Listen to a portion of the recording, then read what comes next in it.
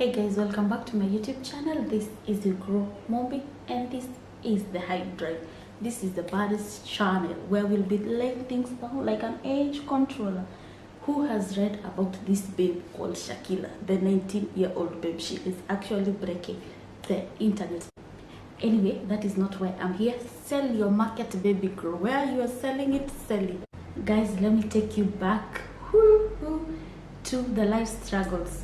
After finishing college, so I had this friend of mine who was going to Afghan, and she introduced me to this first agent.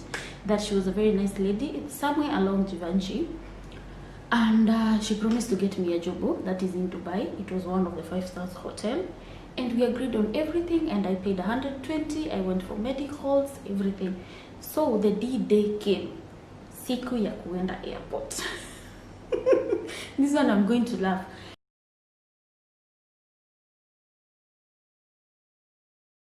And I packed all my belongings, said to my friends, my family and everything, and sweep JKIA. Wololo, say wololo. Getting to JKIA, we found this lady, and she was like in the entrance of Emirates. And the first thing she said that was very weird is, don't bring out your bags, just keep your bags in the car, but you guys can come out. So the red flag, that is where the first red flag. Because if you're going to travel and it was an afternoon flight, why are we leaving our bags in the car? So okay, tukamfuata tukaenda, and I have your visas and your passport, but what is missing is the tickets. Kuna agent mwingine anakuja nazo, so akikuja ndio mtatoa vitu. Sema shock on us. We were so shocked because the last person boarded and the doors were closed, and that is when reality hit us that we are not going anywhere. So parents are there, we are stranded, some of us are crying, some of us are asking the agent like, how are we going to get our money back? Of course, for the parents, they want their money back. The agent was very nice because she actually cooperated with these parents. So we went home, and I was still crying, thinking that I didn't go with that flight. I had packed. Nilikuwa nimekula nyama choma ya mwisho juu nilikuwa nimeambiwa in Dubai there is no nyama choma. I was so excited. I had 4 kgs of Blue Band. Shock on me. So apparently after that, I got scared. So when my mom got the 100k back, that is when I decided to start a small business, which was rearing kuku wa kienyeji. At that time, kuku wa kienyeji were really hitting in Roy. So nikaendelea kulea kuku wa kienyeji. And this is when this mama Wanyams, we said we are going to call her Wanyams, came into the picture. And that story, we're not going to repeat it because that lady doesn't need any more of my airwave. After Mama Nyambura, that is when I decided to look for a job. I got a job in Techno, that is in Bishop Otunga. And I was working still, I'm rearing my kuku wa kienyeji. So they grew and they were really giving me good profit and good money at the end of it. But you know the problem, if you're rearing kuku wa kienyeji, you need the machine. They're called boilers to bring out the chicks instead of selling the eggs.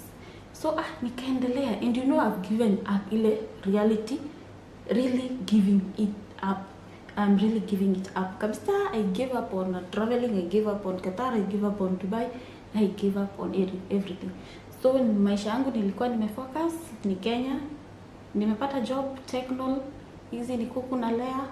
So hiyo maneno ingine yote sitaki, completely. So you know you still have friends. So I had this Facebook friend who was called Anto, and Anto used to work in Qatar. At that time he was working with Hemaya. Hemaya was a security company that was really paying them well. So he used to hit me up. Sasa ni aje? Ulisema aje job inaendeleaje? I was like, mimi mnenda na agent, mimi sitaki. Mimi nataka kulea kuku huku Ruai nikae na niendelee kufanya kazi na Techno. Sitaki maneno yote, sitaki kabisa.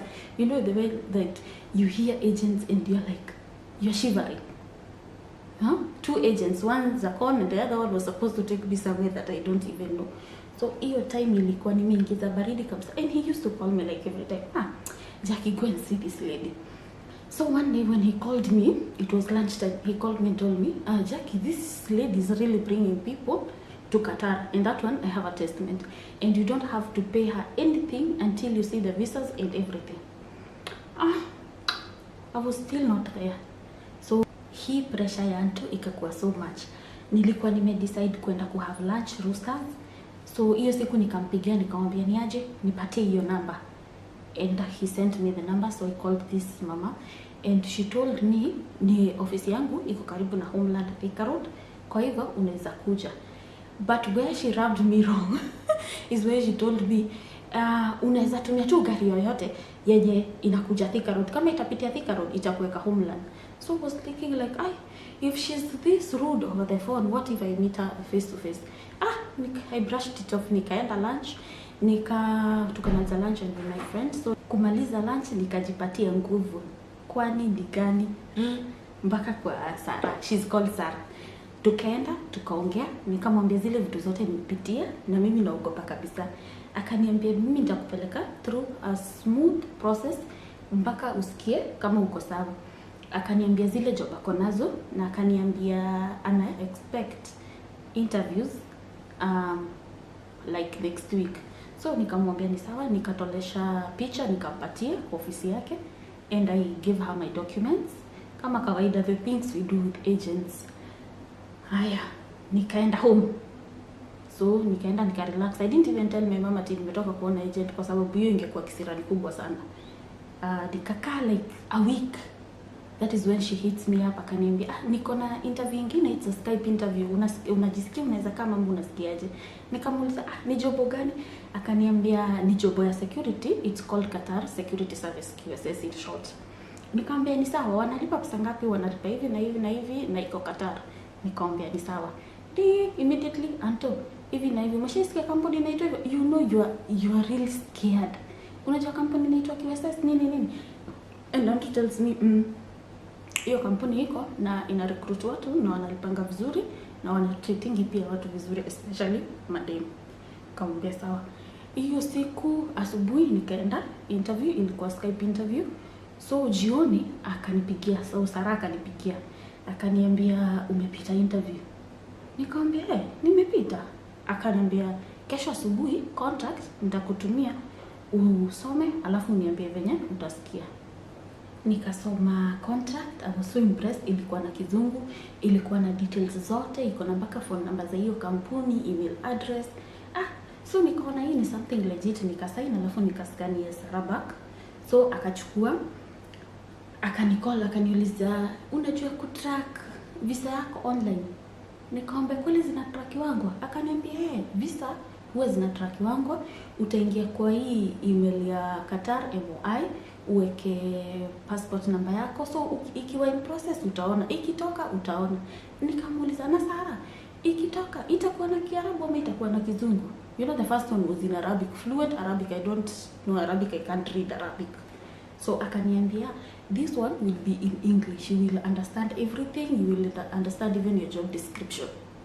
Hapo sasa venye nilianza kutrack my visa in Qatar, that is when I decided now to call my mom for a meeting and tell her what is happening, and I need 120 G's again. Sema kuangaliwa tu hivi. You know, my mom will say anything about agent and she will be looking like, agent, okay, this round atakupeleka wapi? So I was tracking the visa and I could see it in progress. Like 3 days it was in progress, and then it was out, and I could even print it myself before the agent prints it for me. That one was so exciting. So this lady was legit. In 3 days akatuita kwa ofisi, my mom akaenda akasoma kila kitu. Everything was in English. There is English and there is Arabic, so you can read both. Tukasoma, akatupatia account. She actually handles dollar account.